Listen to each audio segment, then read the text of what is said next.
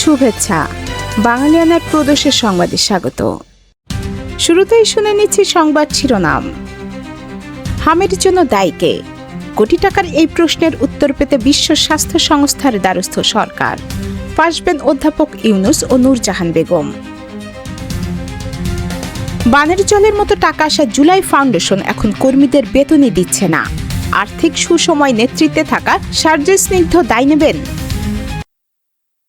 এবার অন্যান্য সংবাদের সঙ্গে বিস্তারিত।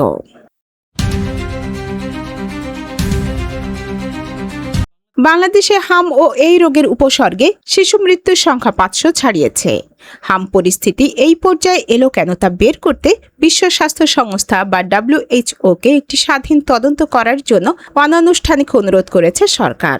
এ বিষয়ে বৈশ্বিক এই সংস্থাটির কাছ থেকে ইতিবাচক জবাব পাওয়া গেছে বলে সরকারের উচ্চ পর্যায় থেকে নিশ্চিত হওয়া গেছে। যদিও এর আগে ইউনিসেফ ঢাকায় সংবাদ সম্মেলন করে জানিয়েছিল যে হাম পরিস্থিতি নিয়ে অধ্যাপক মোহাম্মদ ইউনুসের অন্তর্বর্তী সরকারকে তারা অন্তত 5টি চিঠি দিয়েছিল এবং এছাড়া বিভিন্ন বৈঠকে অন্তত 10 বার সতর্ক করা হয়েছিল। তবে অন্তর্বর্তী সরকারের প্রধান উপদেষ্টার সাবেক বিশেষ সহকারী অধ্যাপক ডক্টর সাইদুর রহমান সংবাদ মাধ্যমের কাছে তার প্রতিক্রিয়ায় ইউনিসেফের অভিযোগ প্রত্যাখ্যান করেছেন।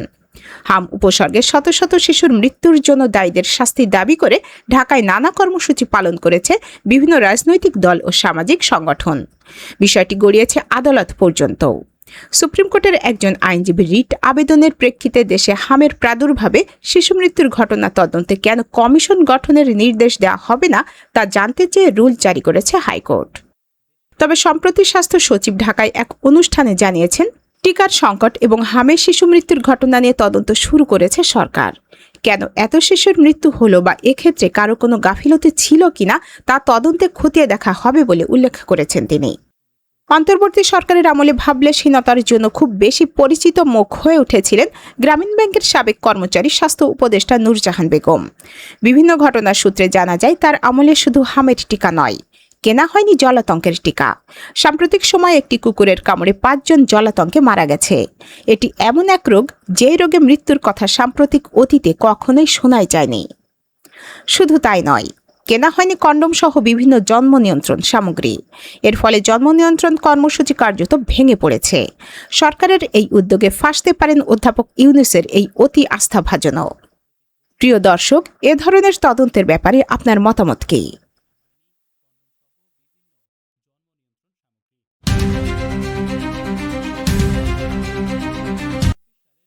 2024 সালের অভ্যুত্থানে নিহত ও আহতদের স্মৃতি সংরক্ষণ এবং তাদের পরিবারের পাশে দাঁড়াতে গঠন করা হয়েছিল জুলাই শহীদ স্মৃতি ফাউন্ডেশন। অন্তর্বর্তী আমলে গঠন করা এই ফাউন্ডেশন ধারাবাহিকভাবে শহীদ ও আহতদের সহায়তা করে আসছিল। কিন্তু বর্তমানে তীব্র আর্থিক সংকটে পড়েছে ফাউন্ডেশনটি। বরাদ্দের অভাবে কর্মকর্তা কর্মচারীদের বেতন ভাতা বন্ধ রয়েছে। 8 মাস ধরে বকেয়া রয়েছে ফাউন্ডেশনটির ভাড়া। সংশ্লিষ্ট মন্ত্রীর সঙ্গে সাক্ষাৎ করেও সুফল পাননি ফাউন্ডেশনটির কর্তারা। এতে হতাশা বাড়ছে ফাউন্ডেশনটির কর্মকর্তা কর্মচারীদের মধ্যে। অনিশ্চয়তা তৈরি হয়েছে ফাউন্ডেশনের ভবিষ্যৎ নিয়েও। এদিকে ফাউন্ডেশনের একটি সূত্র জানায়, অর্থ সংকট সহ হতাশায় গত 19 মে ট্রেনের নিচে ঝাঁপ দিয়ে আত্মহত্যা করেন ফাউন্ডেশনের কর্মচারী সুনীল রবি দাস। এছাড়া সরকার কর্তৃক জুলাই গণ অভ্যুত্থান অধিদপ্তর গঠন করায় এবং ফাউন্ডেশনের জন্য নতুন করে কোনো বরাদ্দ না আসায় এর কার্যক্রম চলবে কিনা তা নিয়ে অনিশ্চয়তা বাড়ছে। গঠিত হওয়ার পর এই আলোচিত সংগঠনের সাধারণ সম্পাদক ছিলেন এনসিপি নেতা সার্জিস আলম। সিইও হন মীর মুগ্ধর ভাই মীর স্নিগ্ধ।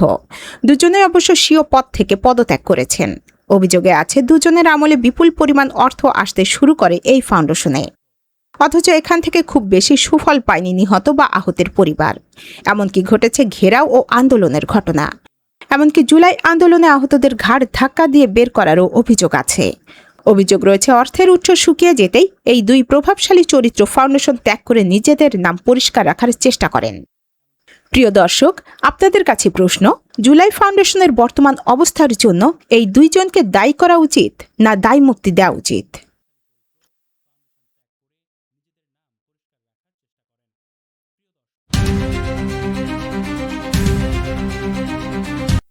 বান্দরবানের নাইখাংছড়ির ঘুমধুম সীমান্তে এক এলাকায় ৩টে স্থল মাইন বিস্ফোরণের ঘটনাস্থলে ৩ বাংলাদেশি নিহত হয়েছেন। ২৪ মে রোববার দুপুরে এ ঘটনা ঘটেছে। বিজিবি পুলিশ ও স্থানীয় লোকজন ৩ জনের লাশ উদ্ধার করেছেন। সীমান্ত এলাকায় বাগানের কাজ করতে গিয়ে মাইন বিস্ফোরণে তাদের মৃত্যু হয়েছে বলে ঘুমধুম পুলিশ তদন্ত কেন্দ্রের পরিদর্শক জাফর ইকবাল জানিয়েছেন। ঘুমধুম ইউনিয়নের সাবেক সদস্য বাবুল কান্তি চাকমা জানিয়েছেন, ভালুকিয়া পাড়াসহ সীমান্তের কাছাকাছি মানুষ সবাই শূন্য রেখা বজায় রেখে ফলের বাগান সহ বিভিন্ন চাষাবাদ করেন। এটি তাদের জীবন জীবিকার একমাত্র উপায়। গত বছরও বাগানে কাজ করতে গিয়ে 2 জন নিখোঁজ হয়েছেন। এখনও তাদের কোনো খোঁজ পাওয়া যায়নি। বনে সবজি খুঁজতে গিয়ে মাইন বিস্ফোরণে একজন নারী 2 পা হারিয়ে মানবেতর জীবনযাপন করছেন। আগের 2 জনের নিখোঁজ, পা হারানো ঘটনা সহ আজকের 3 জনের মৃত্যুতে সীমান্তের মানুষ আতঙ্কে রয়েছে বলে বাবুল কান্তি জানিয়েছেন। নাইখাংছড়ি দফাদার সৈয়দ আলম ও ঘুমধুমের গ্রাম পুলিশ রূপম বড়ুয়া জানিয়েছেন, ঘটনা 41 সীমান্ত পিলার এলাকায় হলেও যেখানে বিস্ফোরণ হয়েছে সেটি শূন্য রেখার ভেতরে। বাংলাদেশের ভূখণ্ডের ভেতরে এত শক্তিশালী স্থল মাইন কারা স্থাপন করেছে তা তদন্ত হওয়া দরকার মনে করেন দফাদার সৈয়দ আলম। মৃতরা সবাই বাগান চাষী।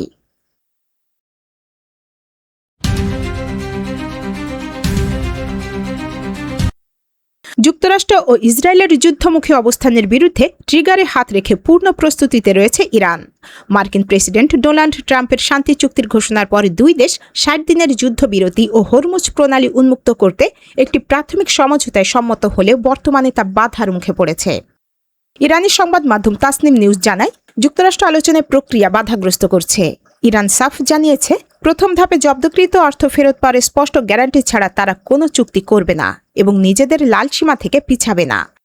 চুক্তি চলাকালীন আমেরিকার অতীত হামলার ইতিহাস বিবেচনায় রেখে তেহরান সতর্ক করেছে, যুক্তরাষ্ট্র আবারও ভুল হিসাব করে আগ্রাসন চালালে এবার 3য় ধাপের ভিন্ন ও কঠোরতম সামরিক শাস্তির মুখোমুখি হবে।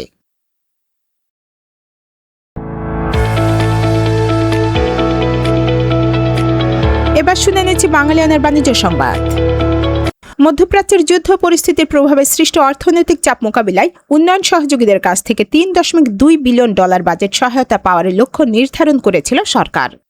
তবে বিশ্বব্যাংক সহ বিভিন্ন সংস্থার আশানুরূপ সাড়া না মেলায় এখন পর্যন্ত মাত্র $1.665 বিলিয়ন নিশ্চয়তা পাওয়া গেছে। এর মধ্যে সর্বোচ্চ $1 বিলিয়ন দিচ্ছে ADB, Japan 315 million, AIIB 250 million এবং ওপেক ফান্ডে দিচ্ছে $100 মিলিয়ন। অন্যদিকে ফ্রান্স ও জার্মানির কাছ থেকে চাওয়া সহায়তার বিষয়টি এখনও অনিশ্চিত। এই বাজেট ঘাটতি মেটাতে সরকার এখন বিভিন্ন ধীরগতির ও কম অগ্রাধিকার প্রাপ্ত চলমান উন্নয়ন প্রকল্পের অব্যবহৃত ঋণ জরুরি খাতে পুনর্বিন্যাসের উদ্যোগ নিয়েছে। এর আওতায় বিশ্বব্যাংকের 8টি প্রকল্প থেকে $785 মিলিয়ন সহ বিভিন্ন খাত থেকে প্রায় $1.6 বিলিয়ন স্থানান্তর করা হচ্ছে।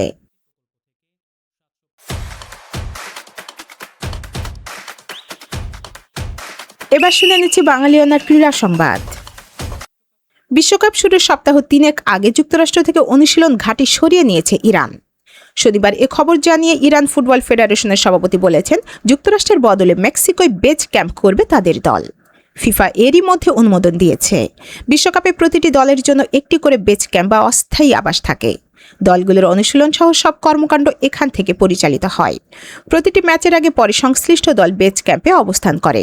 ইরানের ফার্স্ট নিউজ এজেন্সিতে প্রচারিত একটি ভিডিওতে দেশটির ফেডারেশনের সভাপতি মেহেদি তাজ বলেন, ভিসা প্রাপ্তির ক্ষেত্রে উদ্ভূত সমস্যার কারণে যুক্তরাষ্ট্র থেকে মেক্সিকোতে ক্যাম্প পরিবর্তন করার যে অনুরোধ আমরা জানিয়েছিলাম তা ফিফা কর্তৃক গৃহীত হয়েছে। তাই আমরা প্রশান্ত মহাসাগরের কাছাকাছি টিজুয়ানাতে অবস্থান করব। এটি এমন একটি শহর যা মেক্সিকো ও যুক্তরাষ্ট্রের মধ্যে অবস্থিত, তবে এর অবস্থান মেক্সিকোতে।